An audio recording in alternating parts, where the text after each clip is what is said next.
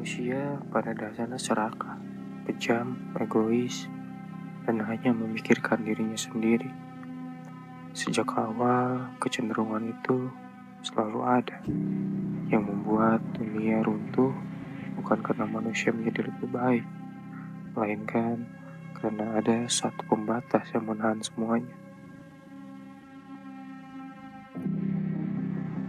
Pada tahun 2037, krisis ekonomi global dimulai ketika lahan produktif di bumi tidak lagi mampu mengejar laju populasi. Kota-kota tumbuh ke atas, tetapi sumber daya tidak ikut bertambah.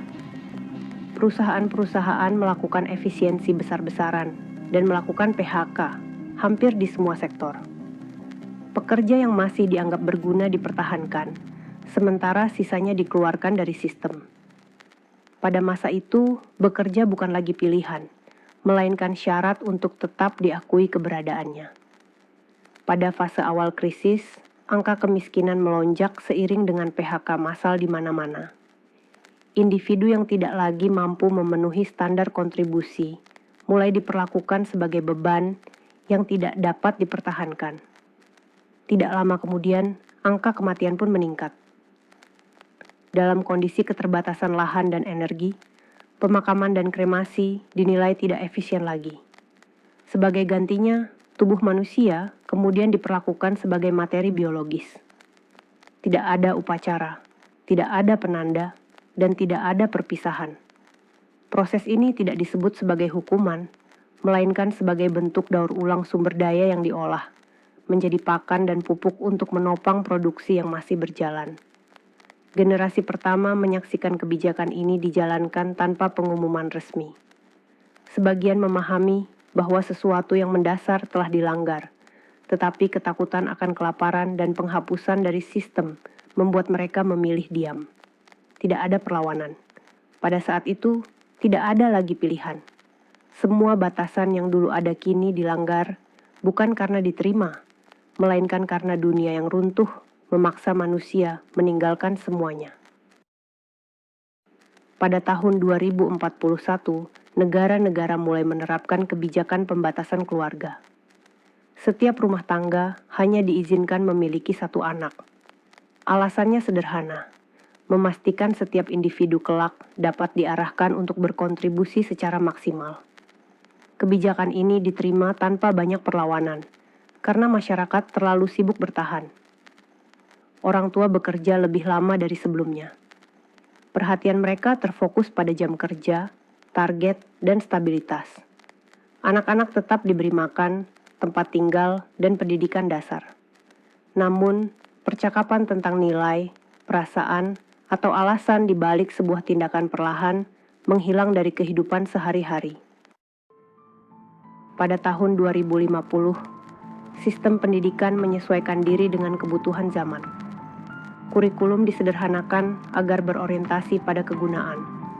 Sekolah tidak lagi mengajarkan konsep baik atau buruk, benar atau salah, melainkan keterampilan, disiplin, dan cara menjadi bagian yang efisien dalam struktur kerja. Anak-anak belajar sejak dini bahwa nilai mereka ditentukan oleh kontribusi. Tidak ada pelajaran tentang empati, bukan karena dilarang, tetapi karena tidak dianggap relevan dengan tujuan utama, pemulihan dunia. Pada tahun 2065, generasi pertama menua bersama sistem yang berhasil mereka pertahankan. Dunia perlahan stabil, produksi meningkat, kota kembali tertata. Namun, generasi ini tidak menyadari bahwa sesuatu telah terlewatkan, karena mereka sendiri tidak pernah memiliki waktu untuk menoleh ke belakang. Generasi kedua tumbuh tanpa konflik batin yang berarti. Mereka fokus, terlatih, dan efisien. Istilah-istilah lama seperti kepedulian dan rasa bersalah masih tercatat dalam arsip, tetapi tidak lagi digunakan dalam praktik kehidupan sehari-hari. Pada tahun 2085, pemulihan ekonomi dinyatakan berhasil.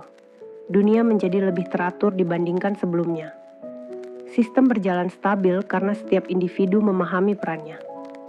Pada titik ini, generasi kedua mulai membesarkan generasi ketiga dengan pola yang sama seperti yang mereka terima. Memastikan anak aman, terdidik, dan siap bekerja. Tidak ada yang menyadari bahwa moral tidak ikut diwariskan, karena konsep itu sendiri sudah lama tidak hadir dalam kehidupan mereka. Pada tahun 2103, tidak ada yang merayakan kepulihan dunia, karena tidak ada lagi konsep tentang apa yang layak dirayakan.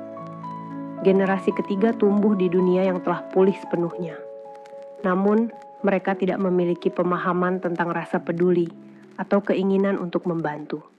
Ketika seseorang gagal memenuhi standar kontribusi dan mengakhiri hidupnya di ruang publik, orang-orang hanya berhenti sebentar untuk memastikan aktivitas tidak terganggu, lalu melanjutkan rutinitas mereka. Seekor hewan kelaparan yang mendekati manusia dianggap sebagai gangguan. Ia diusir tanpa ragu, tanpa perasaan bersalah. Orang-orang lanjut usia yang tidak lagi produktif diperlakukan dengan kata-kata kasar karena keberadaan mereka tidak lagi memiliki fungsi yang jelas dalam sistem. Dunia terus berjalan maju. Kota tetap bersih, produksi tetap tinggi. Tidak ada kekacauan besar. Namun, generasi ketiga tidak pernah belajar apa itu moral, karena tidak ada satupun generasi sebelumnya yang sempat mengajarkannya. Manusia terbukti mampu bertahan dan memulihkan dunia dari krisis besar yang hampir meruntuhkan peradaban. Namun, ketahanan itu tidak pernah datang tanpa biaya. Dalam sistem yang dibangun demi stabilitas, selalu ada sesuatu yang dikorbankan agar keseluruhan tetap berjalan. Ketika produktivitas menjadi satu-satunya ukuran nilai, individu yang gagal memenuhi standar tersebut tersingkir tanpa perlawanan. Mengakhiri hidup di ruang publik, kemudian diterima sebagai keputusan pribadi, tidak membebani keluarga, tidak mengganggu sistem, dan tidak menambah beban pada dunia yang telah dipulihkan. Jalanan dibersihkan, aktivitas kembali normal, dan ketertiban tetap terjaga. Dari sudut pandang keteraturan, dunia ini berhasil. Tidak ada kepanikan massal, tidak ada kekacauan besar. Namun, keberhasilan itu menyisakan kekosongan yang tidak pernah dibahas. Tidak ada yang bertanya mengapa seseorang memilih menyerah, dan tidak ada ruang bagi kegagalan selain penghapusan diri. Dunia memang selamat, manusia tetap hidup, tetapi yang tidak ikut pulih adalah kemampuan untuk merasa bahwa satu nyawa seharusnya berarti lebih dari sekadar angka dalam keseimbangan sistem.